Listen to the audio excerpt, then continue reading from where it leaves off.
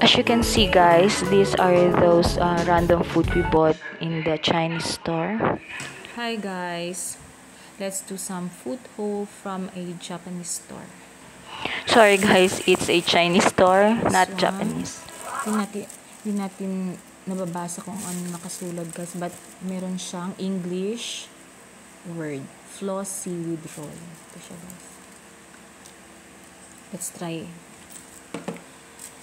And this one, try na namin to. Peach flavor, pero hindi namin alam kung ano ang nakasulat, of course. Pero masarap siya guys. And then this one, big roll, same seaweed roll, pero grilled siya. Na-taste na namin sample nito guys, masarap siya. Pwede daw ito i-baon. At saka masarap, magugustuhan ito ng mga bata. Realistic guys. What?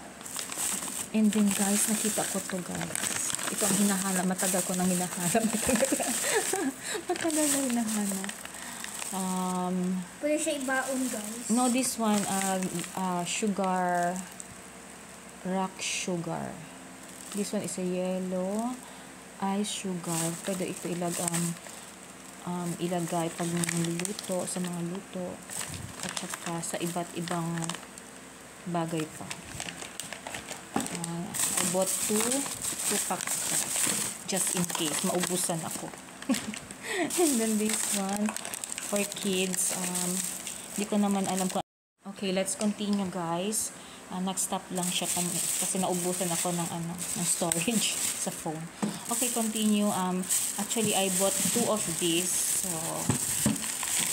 and also this one for kids. Hindi ko nababasa nakasulat, pero may nakalagay naman na cola. Gummy siya, cola. Na-taste na din namin ito, nabuksan na yung isa. And then we have also this one. Matagal ko na ito hinahanap guys, kasi nag-crave ako ng real pork. At least meron na stewed pork slice. In can na siya guys. Nakikita ko lang ito sa TikTok, sa mga videos. Now, finally, matitikman ko na siya. Sana masarap guys. Expectations overload. Yung lachaw guys, wala. Yung lachaw nga guys, hinahanap na namin guys. Hindi namin makita hanggang Comment ngayon. down below. Wala pa galing ikaw mag-comment down below. Just send us. Ito yung price niya. Medyo pricey lang siya guys. Pero try lang natin kasi ito yung mga pinamili namin. Okay guys, that's all guys for today. Share ko lang guys. Ito yung mga pinamili namin guys. Hope you like it. Bye!